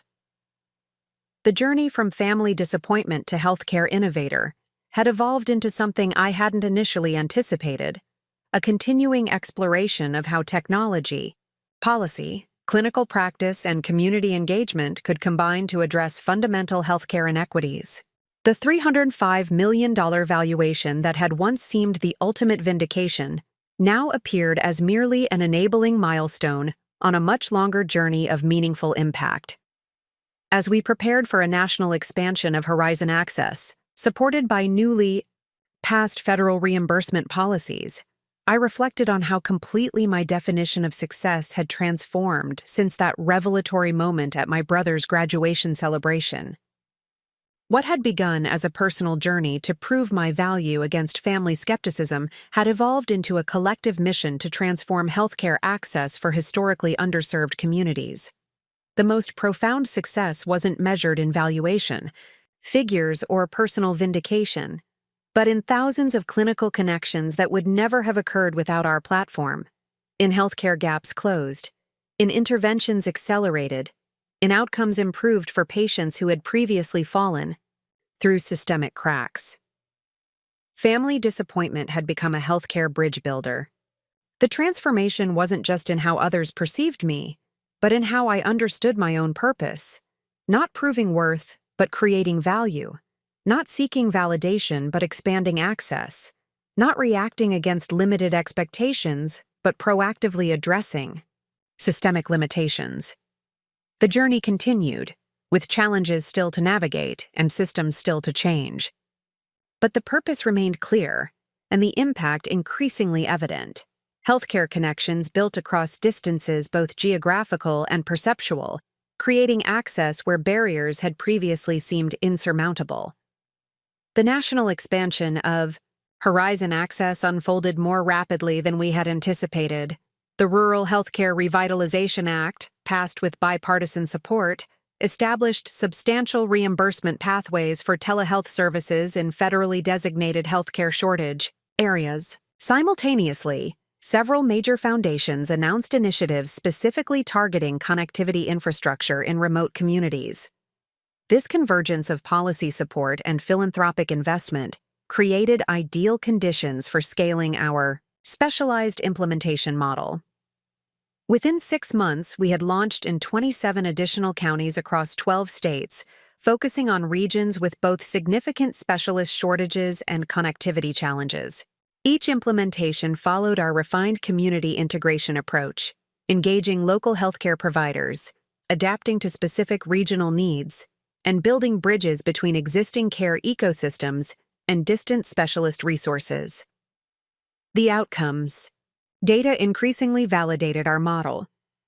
In communities with established implementations, preventable hospitalizations decreased by 21% on average. Specialist referral completion rates, patients who actually received recommended specialty care, increased from below 40% to over 75%. Perhaps most significantly, primary care retention improved as local physicians reported greater professional satisfaction when supported by specialist connections. This remarkable period of growth and impact culminated in an unexpected development that would present the most complex decision of my professional life. It began with a seemingly routine meeting request from Integrated Health Systems, one of the largest healthcare delivery organizations in the country. With hundreds of hospitals and thousands of affiliated physician practices across 38 states, IHS represented a potential strategic partner we had been cultivating for months. Our government relations team had arranged an introductory meeting with their innovation division to explore potential collaboration in rural markets, where they maintained critical access hospitals. I arrived at their corporate headquarters in Chicago expecting a standard exploratory discussion about implementation possibilities. Instead, I found myself in a boardroom with their full executive leadership team, including CEO Dr. William Thornton, a legendary figure in healthcare administration known for transforming IHS from a regional hospital chain into a nationwide integrated delivery system. Ms. Chen, Dr. Thornton began after brief introductions, we've been following Horizon's development with great interest, particularly your work in connectivity-challenged communities. What you've built represents exactly the kind of innovative approach to healthcare access disparities that aligns with our strategic vision. The meeting quickly evolved beyond partnership discussions into something more significant. IHS wasn't merely interested in implementing our platform. They were proposing to acquire Horizon entirely, integrating our technology and implementation methodology into their national rural healthcare strategy. We're prepared to offer $2 billion, stated their CFO matter-of-factly. A substantial premium over your last valuation, reflecting both current capabilities and strategic alignment potential. The figure momentarily took my breath away. A $2 billion acquisition would represent a remarkable return for our investors, substantial wealth creation for our team members through their equity stakes, and personal financial security beyond anything I had imagined when coding alone in my leaky apartment 7 years earlier. Our intention isn't to absorb and dismantle, Dr. Thornton continued, sensing my hesitation. We envision Horizon becoming the centerpiece of a new IHS Rural Access division that you would lead as Executive Vice President, reporting directly to me. Your team would remain intact, Your technology development would accelerate with our resources, and your implementation model would scale across our entire rural footprint. The proposal was undeniably compelling from multiple perspectives. IHS had the infrastructure, provider networks, and regulatory relationships to potentially accelerate our impact by years. Their resources could help overcome implementation barriers we still struggled with as a standalone organization. Their proposal included significant autonomy protections and impact measurement commitments that appeared to safeguard our mission focus. "This isn't a decision I can make unilaterally," I responded carefully. "I'd need to discuss this with our board, our leadership team, and consider the implications for our implementation communities." "Of course," Dr. Thornton nodded. "We're prepared to provide detailed documentation of our integration vision, impact commitments, and operational autonomy provisions. We believe this combination could transform rural healthcare access nationwide more rapidly than either organization could achieve independently." The following weeks became a whirlwind of due diligence, stakeholder consultations, and profound personal reflection. Our board was generally supportive of the acquisition, recognizing both the financial return and potential mission acceleration. Investor representatives particularly emphasized the fiduciary responsibility to seriously consider such a substantial premium over our independent valuation. Our leadership team held more diverse perspectives. Alexandra saw tremendous operational advantages in leveraging IHS infrastructure but worried about cultural integration challenges. Our medical director emphasized the clinical network benefits while expressing concerns about maintaining our community-centered implementation approach within a massive corporate structure. Most surprisingly, Dr. Patel, our earliest supporter, and most mission-aligned board member, expressed measured enthusiasm for the acquisition.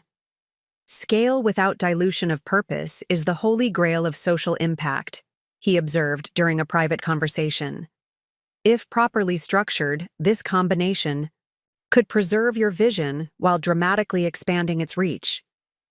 Throughout these discussions, I found myself wrestling with unexpected questions about Horizon's future and my own role within it. The company had evolved from my personal mission into a collective endeavor with significant momentum. Would integration with IHS accelerate or compromise that mission? Would corporate structures inevitably dilute our community-centered approach? Was independence essential to our impact, or was it potentially limiting our reach? During this period of discernment, I received an invitation to visit my parents for dinner. Now a monthly tradition without the tension that had characterized our earlier relationship. My mother sensed my preoccupation immediately. "Something significant is happening," she observed as we prepared the meal together. "You have that same expression you had during your senior project at MIT, intensely focused but somehow distant." I shared the acquisition offer with them, explaining both the opportunity and my reservations. Rather than immediately offering advice, they asked thoughtful questions about governance structures, mission alignment, and implementation continuity, demonstrating how completely they had come to understand and value Horizon's work. "What's holding you back?" my father finally asked. "The financial terms seem exceptional, and the structural protections appear well considered." "I'm not entirely sure," I admitted. "Part of me worries about losing the independence that allowed us to take risks and develop unconventional approaches. Another part wonders if declining means prioritizing control over expanded impact." My mother considered this while carefully slicing vegetables. "When I was offered department chair at the university, I had similar concerns. Leading a department meant less direct patient care, but potentially greater influence on how care was delivered across multiple practices. The question wasn't whether the role was valuable, but whether it was the right expression of my particular contribution." Her framing resonated deeply. The acquisition decision wasn't fundamentally about financial terms or structural protections. but about identifying the optimal path for contributing to healthcare transformation, given both Horizon's capabilities and my personal strengths. "How did you decide?" I asked. I recognized that my greatest contribution came from developing care protocols and mentoring emerging neurologists, functions I could potentially expand as department chair rather than diminish, she explained. The key was identifying my essential contribution and ensuring the new role enhanced rather than diluted it. This perspective provided a clarifying framework for my decision process. Horizon's essential contribution wasn't just technological innovation, but our unique approach to community integration and adaptation to local healthcare ecosystems. My personal contribution wasn't just leadership, but maintaining unwavering focus on the most underserved communities that larger systems typically overlooked. With this clarity, I developed a modified proposal for IHS. Rather than a complete acquisition, I suggested a strategic partnership with significant investment but continued operational independence. IHS would acquire a substantial minority stake, 40%, with specific collaboration agreements for rural implementations within their hospital footprint. Horizon would remain an independent entity with its own governance structure and mission focus, while gaining access to IHS resources, provider networks, and implementation infrastructure. This counter-proposal represented a significant financial concession compared to the full acquisition offer. It prioritized mission control and implementation approach over maximizing investor returns or personal financial gain. I presented it to our board with full transparency about the potential financial trade-offs involved. This approach maintains our core innovation model while accelerating implementation through strategic alignment, I explained. It preserves our ability to focus on the most challenging access environments while leveraging IHS capabilities where appropriate. The board discussion was robust, with legitimate questions about fiduciary responsibility to maximize shareholder value. Several investor representatives expressed concerns about declining a premium acquisition offer in favor of a partial investment at lower valuation. Yet Dr. Patel and other mission-aligned board members recognized the strategic logic behind maintaining independence while securing substantial resources for expansion. After extensive deliberation, our board approved pursuing the partnership approach rather than full acquisition, a decision that reflected remarkable alignment around Horizon's fundamental purpose beyond financial returns. When I presented our counter-proposal to Dr. Thornton, his initial disappointment was evident. "We envisioned full integration as the optimal path for scaling your innovations throughout our system," he noted. "We share that scaling aspiration," I responded, "but believe maintaining our independent innovation model actually better serves that goal. Some of our most impactful approaches developed specifically because we operated outside traditional healthcare delivery constraints." After several weeks of negotiation, IHS ultimately accepted a modified version of our partnership proposal. They would acquire a 35% stake at a valuation of $900 million, with board representation proportional to ownership, but supermajority provisions protecting our core mission focus. The agreement included detailed collaboration frameworks for joint implementations across their rural hospital network, while preserving Horizon's ability to pursue independent initiatives in non-IHS communities. The announcement generated significant industry attention, described by healthcare analysts as a potential new model for combining established delivery system resources with entrepreneurial innovation approaches. Rather than following the typical pattern of promising startups being absorbed into large corporate structures, we had crafted a hybrid model preserving mission independence while accelerating implementation scale.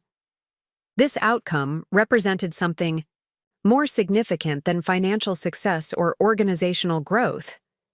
It demonstrated the possibility of navigating healthcare transformation with both principled focus and pragmatic collaboration, maintaining essential purpose while embracing strategic expansion opportunities. For me personally, The decision process illuminated how completely my leadership approach had evolved.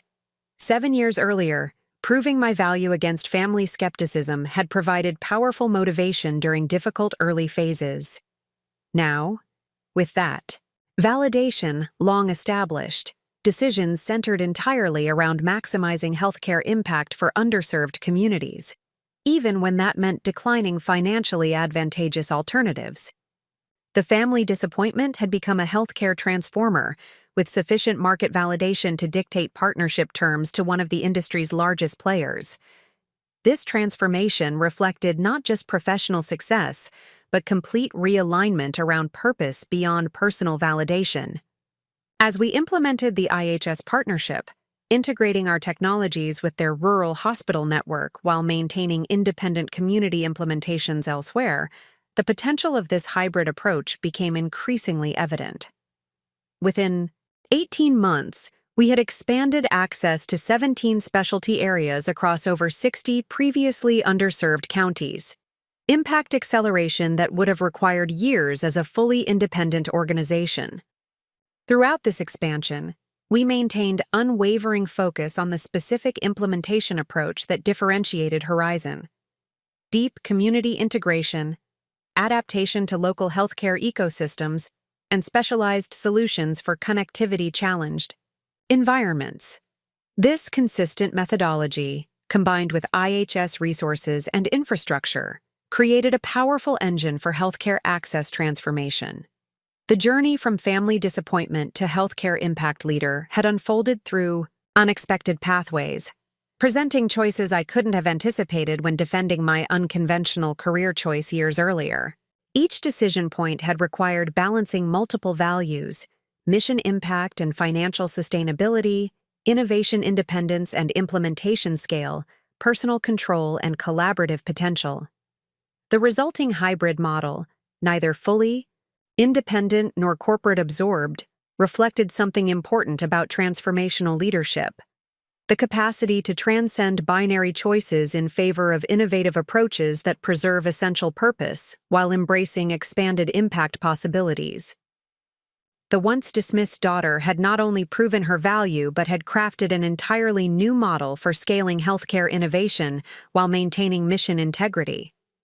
The family that had once labeled me their disappointment now regularly shared articles about Horizon's rural healthcare transformation work with colleagues and friends. But more meaningful than this recognition was knowing that thousands of patients in previously disconnected communities now received care that would have remained inaccessible without our persistent focus on the most challenging healthcare environments. This impact, measured in lives improved rather than dollars accumulated, represented success far more significant than any acquisition price or valuation milestone. It validated not just my personal journey, but our collective commitment to healthcare. Transformation beyond conventional boundaries or expectations. The strategic partnership with integrated health systems transformed Horizon's trajectory in ways both anticipated and surprising. The initial implementation phase had exceeded projections, with our platform now connecting patients across 87 rural counties to specialists in 23 medical fields.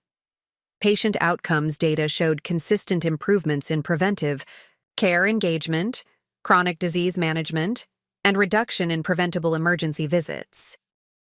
What we hadn't fully anticipated was how the partnership would reshape the broader healthcare ecosystem. Several other major health systems, seeing IHS's success with our model, approached us about similar arrangements. Technology companies specializing in connectivity infrastructure proposed collaborative solutions for our most technologically challenging implementation regions. Even academic medical centers began integrating our community implementation methodology into their rural outreach programs. Horizon had evolved from a single company to the center of an emerging collaborative network focused on rural healthcare transformation. This ecosystem development represented something more significant than organizational growth. It demonstrated how targeted innovation could catalyze systemic change beyond any single entity's direct influence. Amidst this expanding impact came an unexpected communication that would present an entirely new dimension of influence. The email arrived on a Tuesday morning from the Department of Health and Human Services, requesting my participation in a newly formed Rural Healthcare Innovation Commission. The presidential appointment would involve quarterly meetings in Washington and contributing to national policy recommendations for addressing persistent rural healthcare disparities. The administration believes your experience bridging technological innovation with practical implementation in challenging environments would provide valuable perspective to this initiative, the message explained. Your focus on connectivity-challenged communities particularly aligns with our priority to ensure digital health advancements don't exacerbate existing access disparities. The invitation represented an unprecedented opportunity to influence national healthcare policy, to potentially shape regulatory frameworks, reimbursement structures, and implementation models that could accelerate rural healthcare transformation nationwide. Yet it also presented complex considerations about time allocation, potential conflicts of interest, and maintaining Horizon's nonpartisan operational approach. I shared the invitation with our leadership team, seeking their perspectives before making any decision. Alexandra immediately recognized both the opportunity and the challenges involved. This could significantly amplify our impact through policy influence, she observed. But it also risks politicizing what has been a remarkably bipartisan approach to rural healthcare access. We've succeeded partly because we've remained focused on practical implementation rather than policy advocacy. Our government relations director offered additional context. The commission includes appointees from both parties, healthcare industry leaders, patient advocates, and rural community representatives. It's structured as a nonpartisan advisory body, though obviously any presidential appointment carries some political association. After thorough discussion with our team and board, I decided to accept the appointment with specific transparency commitments to maintain Horizon's operational independence and nonpartisan approach. The role would require approximately 20 days annually between meetings, preparation, and related activities, a significant commitment but manageable with our expanded leadership team now handling day-to-day operations. My parents' reaction to the appointment revealed how completely their perspective had evolved over the years. My father, who had once dismissed my entrepreneurial aspirations as an impractical diversion from traditional career paths, now expressed profound pride. A presidential appointment to shape national healthcare policy, he said during our monthly dinner. This recognizes not just your business success, but your substantive contribution to addressing a fundamental societal challenge. My mother, whose medical career had focused primarily on clinical excellence rather than system transformation, found particular meaning in this new dimension of impact. Patient by patient, we make difference as clinicians, she reflected. But changing how systems deliver care multiplies that impact exponentially. You've found a way to transform access patterns that have remained stubbornly resistant to change for decades. Their recognition felt different than it would have years earlier. I no longer needed their validation to confirm the value of my chosen path. Their pride represented not fulfillment of a void, but celebration of an unexpected journey we had navigated together. From disappointed expectations to shared appreciation for a different form of contribution than they had initially envisioned. My first commission meeting in Washington brought this evolution into sharp focus. As commissioners introduced themselves around the table, hospital system CEOs, insurance executives, state health officials, patient advocates, and academic researchers, I recognized how unusual my pathway had been. Most participants had advanced through established institutional structures, accumulating credentials and positions within traditional healthcare hierarchies. My introduction required different language. I'm Eliza Chen, founder and CEO of Horizon Health Technologies, a telehealth platform focused specifically on connectivity-challenged rural communities. We've implemented specialist access programs across 118 counties in 27 states, primarily in communities with significant healthcare shortage designations. The commission chair, Dr. Lawrence Washington, former Surgeon General and respected public health leader, commented after introductions concluded, "Our membership intentionally combines institutional leadership with entrepreneurial innovation." Perspectives. Healthcare transformation requires both established system expertise and disruptive approaches that challenge conventional limitations. Over subsequent meetings, this combination of perspectives proved remarkably productive. Institutional leaders contributed deep understanding of regulatory complexities, reimbursement mechanisms, and implementation constraints. Innovative voices, including mine, pushed beyond accepted boundaries to identify creative approaches to seemingly intractable access challenges. My specific contribution centered on practical implementation realities in the most resource-limited environments.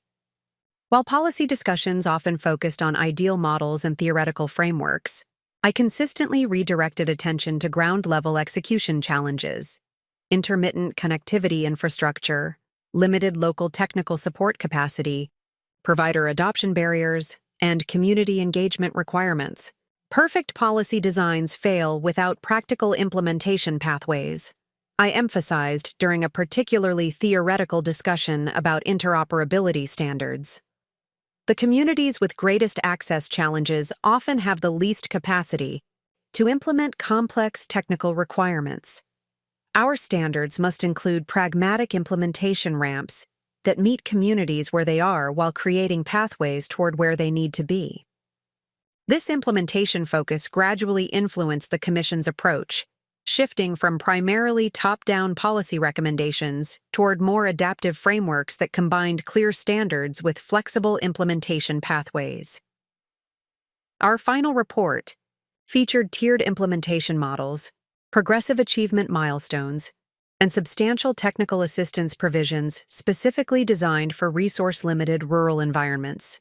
The Health and Human Services Secretary, upon receiving our recommendations, specifically highlighted this balanced approach. This commission has delivered what too rarely emerges from federal advisory bodies: guidance that combines aspirational standards with practical implementation wisdom. These recommendations recognize both where our rural healthcare system needs to go and the realistic pathways for getting there. Several key recommendations were incorporated into subsequent regulatory frameworks and grant programs, creating new support structures for rural healthcare transformation. The experience demonstrated how entrepreneurial perspectives could constructively influence policy development, bringing implementation practicality to aspirational frameworks. Throughout this policy engagement, I maintained regular connection with Horizon's expanding operations. Our partnership with IHS had entered its second implementation phase, extending our platform to their remaining rural hospital networks while incorporating feedback from initial deployments. Our independent community implementations continued in parallel, maintaining our commitment to the most challenging healthcare environments regardless of partnership alignment. Nathan visited during this period, having recently completed an executive leadership program focused on purpose-driven financial services. Our relationship had evolved into a genuine friendship beyond familial obligation, with mutual respect for our different but complementary professional paths. "It's fascinating, watching your journey from the outside," he observed as we enjoyed dinner at my still modest apartment.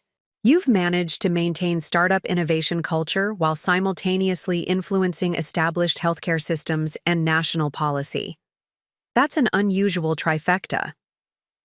"It wasn't planned that way," I acknowledged. Each step emerged organically, from focusing on the core mission, expanding healthcare access regardless of geography.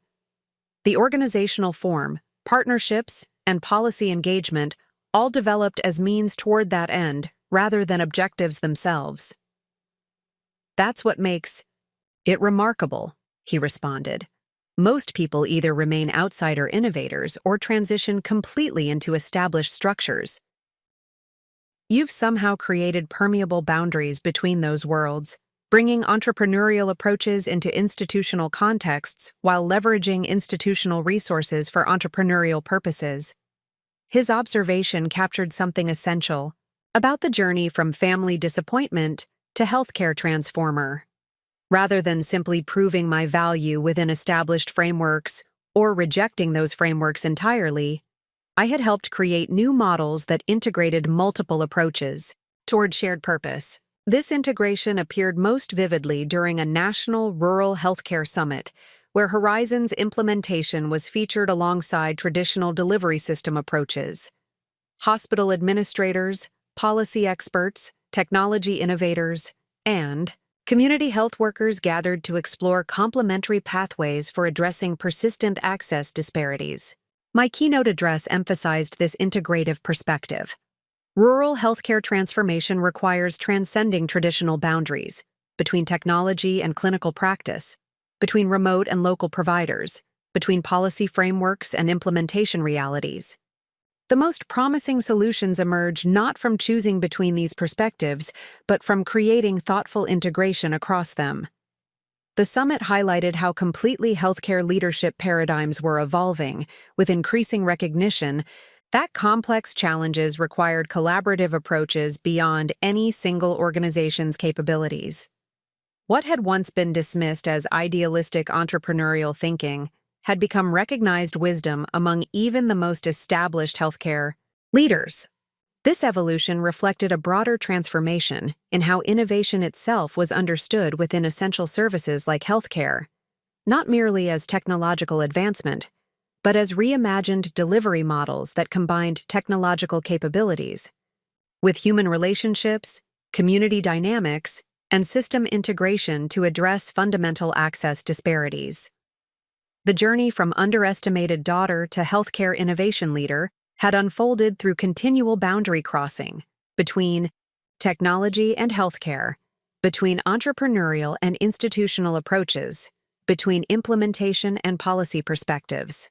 Each crossing had required navigating significant resistance while maintaining unwavering focus on core purpose beyond conventional expectations or established pathways. What had begun as personal vindication against family disappointment had evolved into something far more significant: contribution to fundamental healthcare transformation that transcended individual achievement or organizational success. The metrics that mattered most weren't financial milestones or professional recognition, but expanded access for patients who would otherwise remain disconnected from essential care. This evolution represented not just personal growth, but a more fundamental redefinition of success itself, from external validation to meaningful impact, from comparative achievement to systemic contribution, from proving worth to creating value, regardless of recognition. The family disappointment label had long since lost its relevance, replaced by commitment to purpose beyond any familiar framework or prescribed pathway. As we implemented the Commission's recommendations through new federal programs while simultaneously expanding our direct community implementations, I occasionally reflected on the remarkable journey from that revelatory moment at my brother's graduation celebration. The $305 million valuation that had once seemed the ultimate vindication now appeared merely as an enabling milestone on a much longer journey of meaningful healthcare transformation. The greatest achievement wasn't proving family skeptics wrong, but helping prove what was possible when innovation transcended conventional boundaries, creating healthcare connections across distances both geographical and conceptual, building bridges between approaches often viewed as contradictory, and expanding access where barriers had previously seemed insurmountable. 3 years into our strategic partnership with Integrated Health Systems, with the Rural Healthcare Innovation Commission's recommendations now embedded in federal policy, Horizon had reached an implementation milestone few had thought possible. Our platform connected patients across 176 counties in 34 states, with specialists in 31 medical disciplines. The numbers were impressive, but the human impact behind them remained our true measure of success. Hundreds of thousands of rural residents now receiving care that geographic and infrastructure barriers would have previously made inaccessible. During a quarterly review meeting, Alexandra presented compelling evidence of our model's systemic impact. In counties with established Horizon implementations, preventable hospitalizations had decreased by 26% compared to demographically similar regions without our platform. Primary care physician retention rates, a critical factor in sustainable, rural healthcare, had improved by 31%, with rural doctors citing specialist connectivity as significantly reducing professional isolation. These outcomes are validating our core hypothesis, Alexandra concluded. Healthcare access disparities aren't just about provider shortages, but about connectivity between patients and specialists, between rural providers and urban colleagues, between isolated communities and healthcare networks. As the meeting concluded, my executive assistant mentioned that Jenkins County Hospital Administrator Sarah Williams had called several times requesting to speak with me directly about an urgent situation. Jenkins County, our pivotal early implementation that had helped us develop our community integration approach, held special significance in Horizon's development. I returned the call immediately. "Eliza, I apologize for the repeated messages," Sarah began, her voice reflecting uncharacteristic tension. "We're facing a crisis that requires your personal attention. Chesapeake Regional is acquiring our hospital network, including Jenkins County. Their integration plan eliminates our telehealth partnerships in favor of their proprietary system, which lacks the connectivity, adaptations, and specialist network we've developed with Horizon. We stand to lose everything we've built together over the past 4 years." The news hit with unexpected force. Healthcare consolidation had been accelerating nationwide, with smaller rural hospital networks increasingly absorbed into larger regional systems. These transitions often disrupted established care patterns, as acquiring systems standardized operations across their expanded footprints, sometimes improving efficiency but frequently disrupting community-specific adaptations that had evolved to address local needs. "What's the timeline?" I asked, mind already cycling through potential responses. "Their board votes on the final acquisition agreement in 3 weeks, Sarah explained.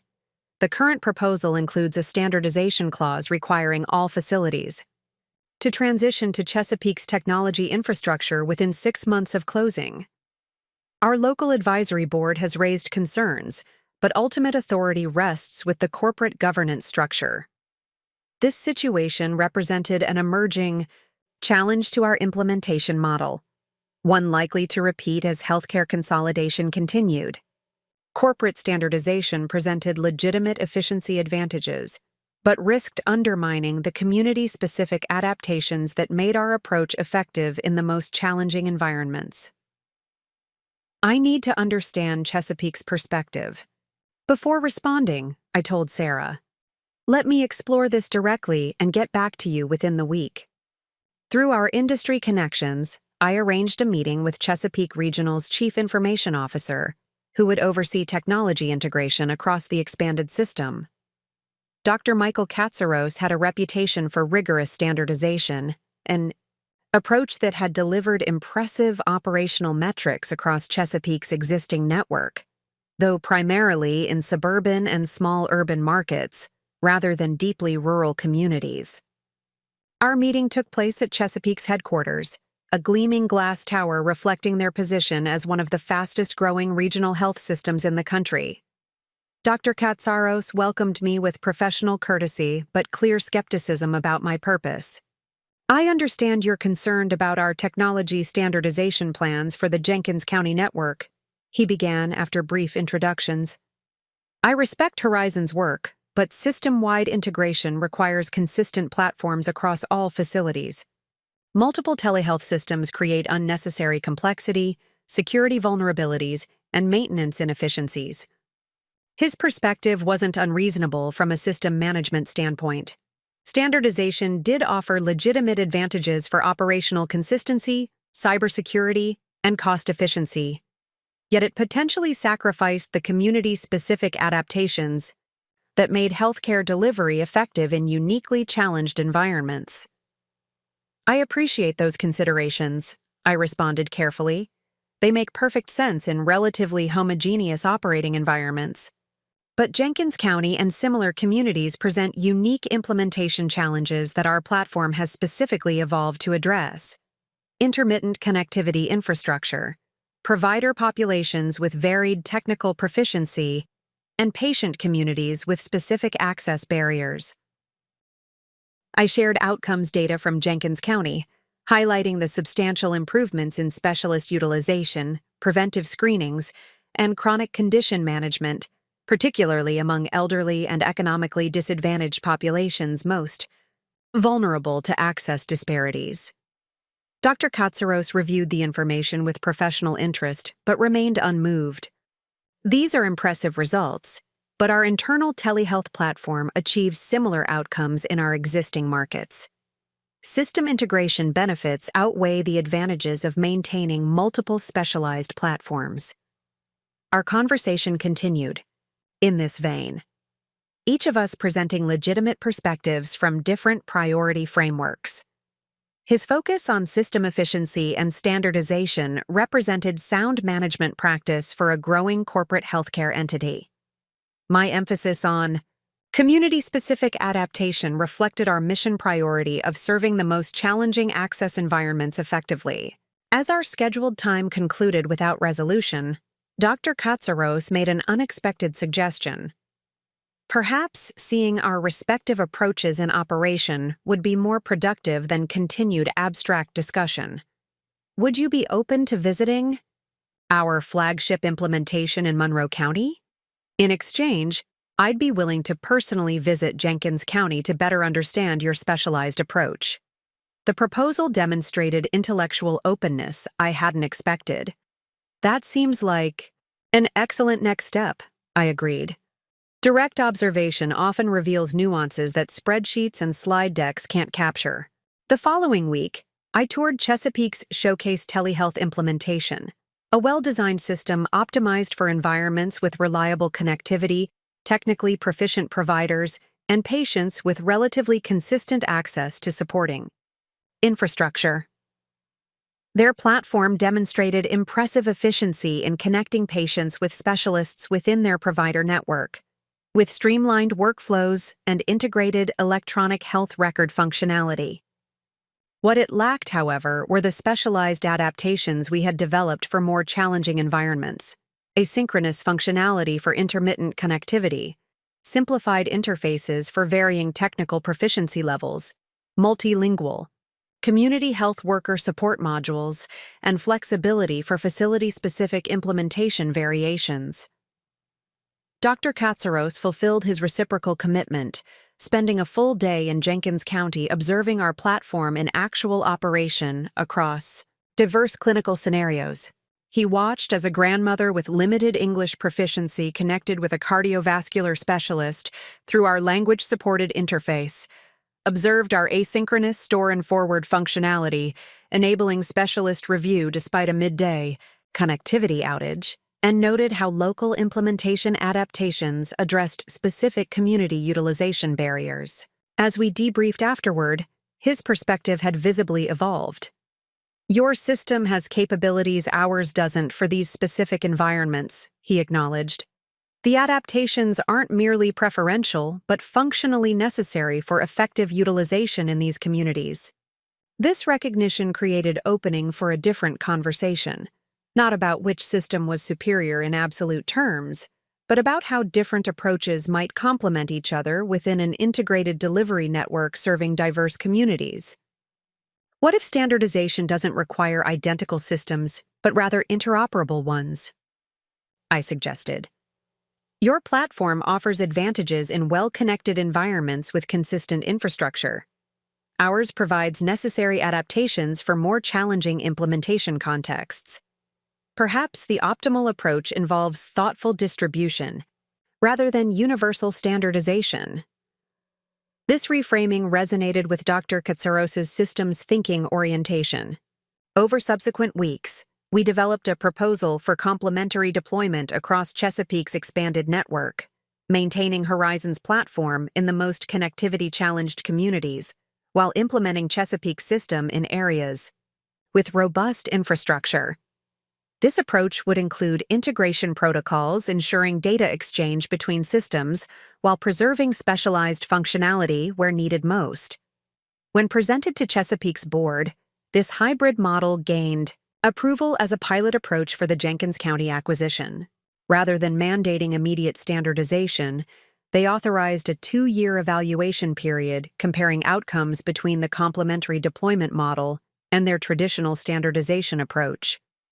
This resolution represented something more significant than merely preserving our Jenkins County implementation.